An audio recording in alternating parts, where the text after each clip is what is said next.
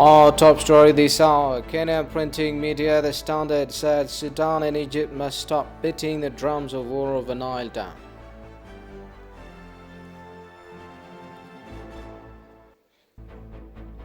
And Sudan calls for closed-door meeting over Ethiopian dam.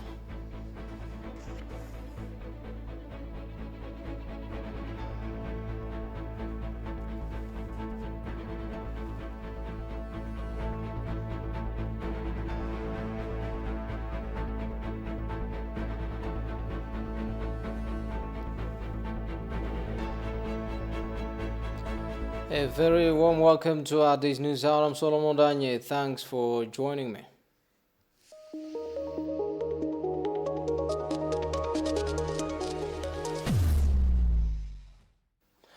Kenyan printing media The Standard said Sudan and Egypt must stop beating the drum of war over Nile Dam project.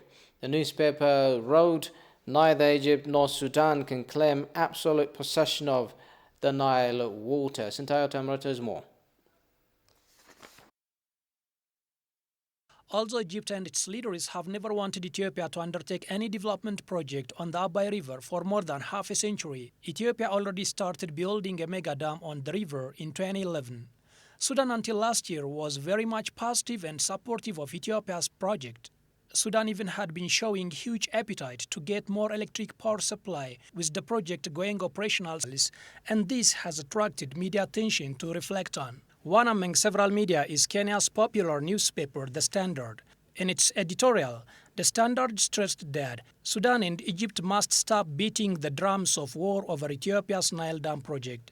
After the talks that ended last Sunday in Kinshasa, Democratic Republic of Congo, Al-Sisi warned that not even a drop of Egyptian water would be taken and that all options are open. He warned that the region would fall into unimaginable instability if its water taken. The construction of the Grand Ethiopian Renaissance Dam started over a decade ago to provide electricity to Ethiopia and export the surplus to neighboring countries. This, without doubt, is a noble initiative, the newspaper said.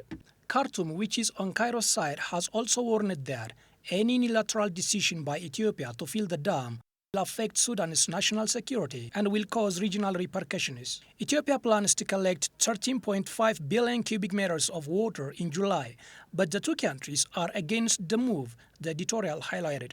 Though the three countries have good intentions to use the Nile waters for good of their people, it's worth reminding them that the Nile does not belong to them alone. Most importantly, the paper underscored, the waters of the longest river in the world belongs to all the 11 countries through which it passes. For that reason, Ethiopia is in order to criticize the colonial pact that gave Egypt 55.5 billion cubic meters of water and Sudan 18.5 billion cubic meters. All countries along the Nile Basin have a right to tap and flourish from its waters. Accordingly, the editorial suggested Egypt and Sudan should not feel more entitled to the Nile than the rest of the countries. They must desist from issuing threats of violence over the Nile waters.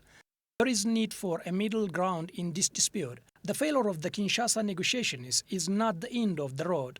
Egypt and Sudan's interest for being packed over the filling of the dam is a good idea, but threatening war is not. Dialogue, however elusive, is the only road to a permanent solution, it underlined. Ethiopia made it clear to the negotiating parties that the second-year filling of the Gerd reservoir would be carried out as scheduled, and the country cannot enter into an agreement that would foreclose its current and future legitimate rights over the utilization of Nile waters. It's remembered that Ethiopia said last week Egypt and Sudan have made unconstructive attempts to block the progress of African Union-led negotiations on Gerd in the latest round of talks in Kinshasa. Due to Egypt and Sudan's negative approach towards AU-led negotiations, the Kinshasa deliberation was ended up with no progress being made. The two countries have also made attempts to disrupt AU's efforts to discharge its entrusted responsibility of seeking African solutions to African problems. Ethiopian Minister of Water, Irrigation and Energy, Sleshi Bekele, told the media. The minister further stated that Egypt and Sudan deliberately employed a strategy to hamper the progress of the talks, whilst their request to the removal of South Africa from its observer status is not suited to AU's status as a continental body.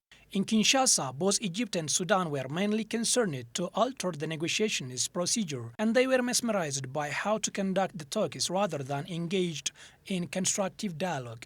Consensus was reached to South Africa, United States and European Union to maintain their observer status, whilst their positive contribution in the GER talks would be enhanced. It is planned to finalize the tripartite negotiation within 8 weeks, and the next meeting would be held under the direction of the President of Democratic Republic of Congo, the minister remarked. Meanwhile, Sudan Tribune reported that Sudan's Prime Minister Abdallah Hamdok has called his Egyptian and Ethiopian counterparts for a closed-door meeting over the filling and operation of the Grand Ethiopian Renaissance Dam. The Sudanese cabinet, in a statement released on Tuesday, said the invitation is in line with the Declaration of Principles of 23 March 2015. Goshum Melissa presents the story as follows. Sudan's Prime Minister Abdullah Hamdok has invited his Egyptian and Ethiopian counterparts for a closed-door meeting over the filling and operation of the Grand Ethiopian Renaissance Dam. According to Sudan Tribune, in a meeting held from 3 to 6 April in the capital of the Democratic Republic of Congo, Kinshasa, the three countries failed to reach a deal over a four-way mediation to broker a final settlement on the Grand Ethiopian Renaissance Dam filling and operation. The Sudanese cabinet, in a statement released on Tuesday, said the invitation is in line with the Declaration of Principles of 23 March 2015, which provides to hold talks at the level of heads of states or prime ministers if their delegations fail to settle a dispute. Since the parties have failed to reach an agreement through direct talks or African Union brokered negotiations, Sudan calls for a closed meeting between the prime ministers of the three countries via video conference, reads the statement extended to Sudan Tribune. The statement further said this meeting should take place within 10 days. The meeting aims to evaluate the stalled negotiations on the Grand Ethiopian Renaissance Dam to discuss possible options to break the deadlock and renew the political commitment of the three countries to reach an agreement in a timely manner in accordance with the Declaration of Principles signed between the three countries, the statement stated.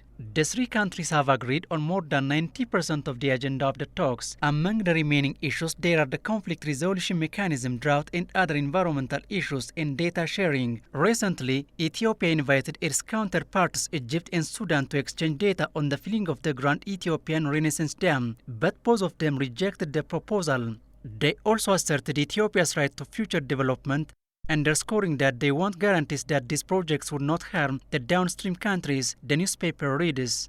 The article further said Hamdok's invitation is seen as the last attempt to reach a legally binding agreement before resorting to the UN Security Council and to avoid further escalations in the region if the parties fail to strike a deal. It is to be recalled that the AU brokered the negotiation in Kinshasa ended in a deadlock due to the downstream countries' reluctance to approve the 9 communique proposed by DRC.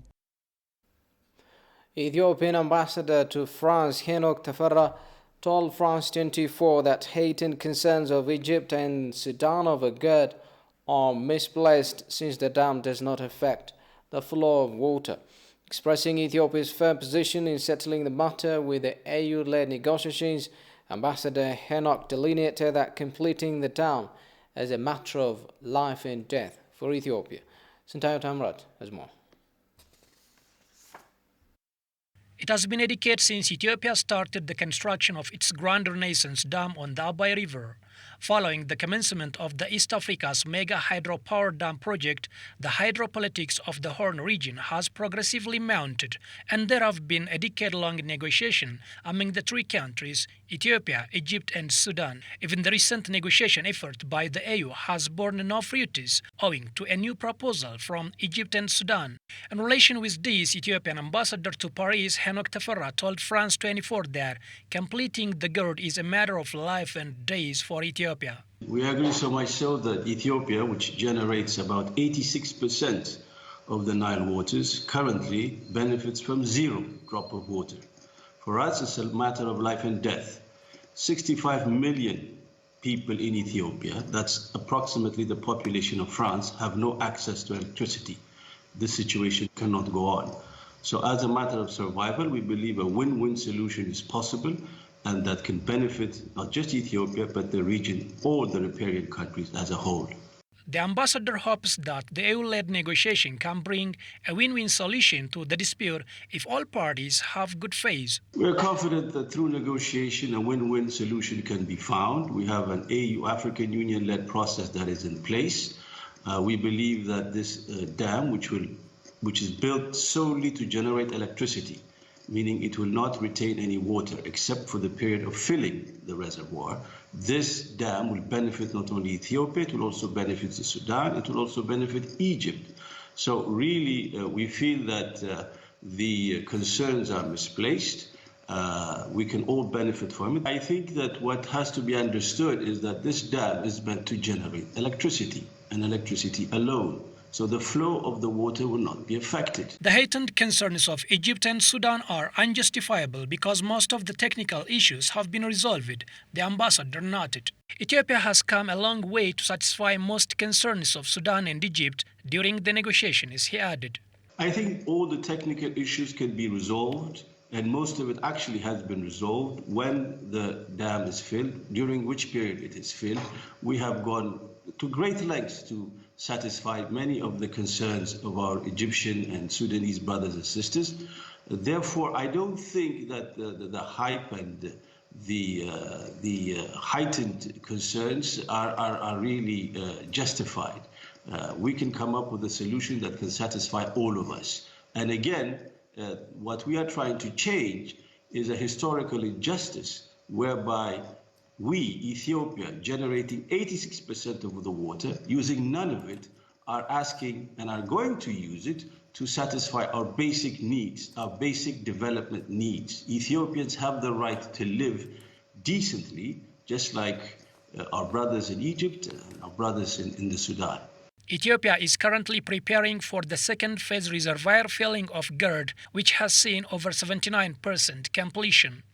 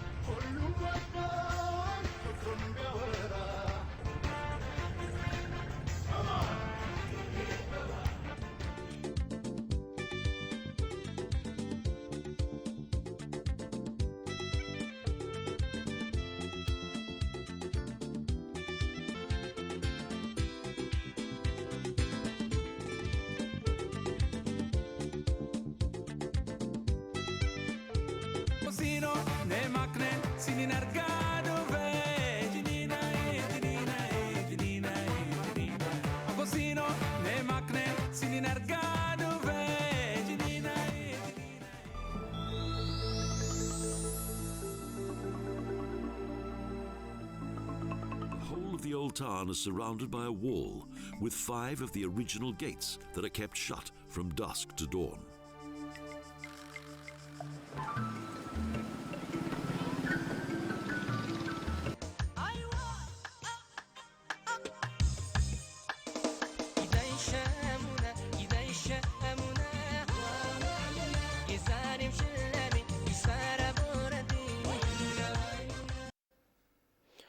Welcome back, you're watching Addis News Hour.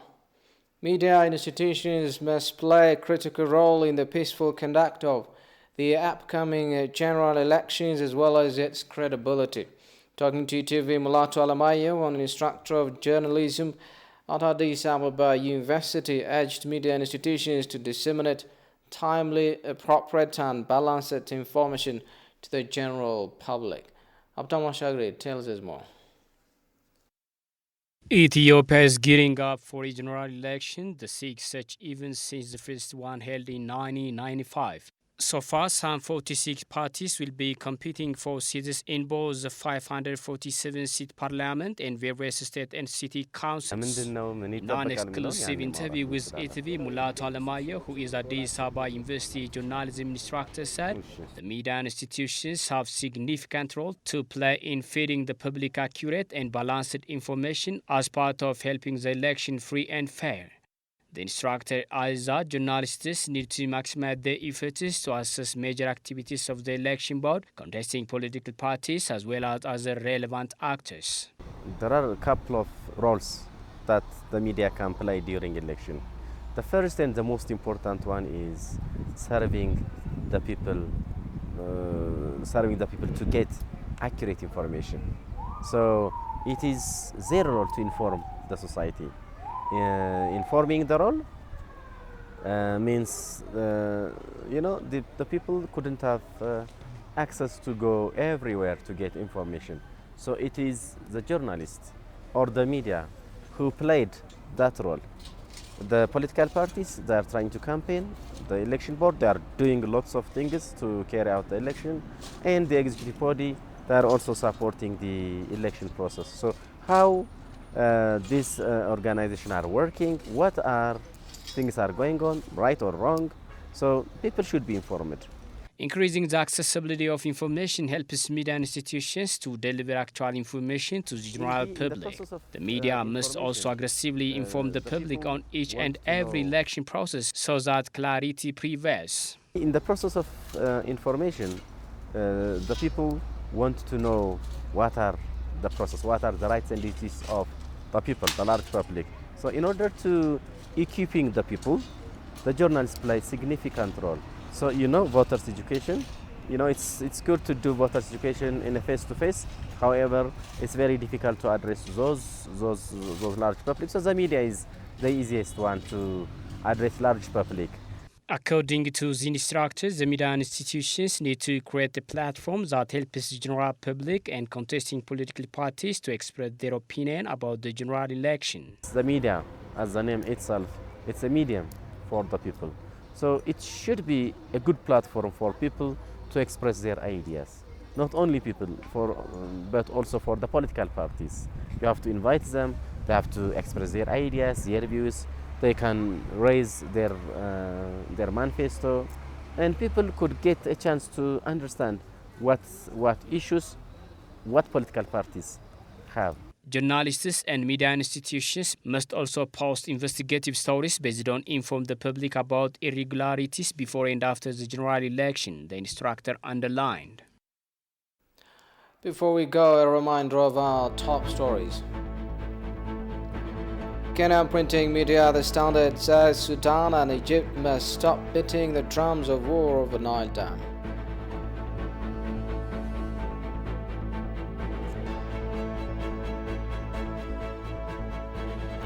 And Sudan calls for closed-door meeting of Ethiopian dam.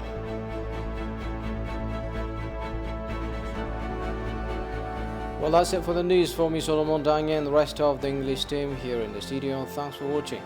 Have a good day.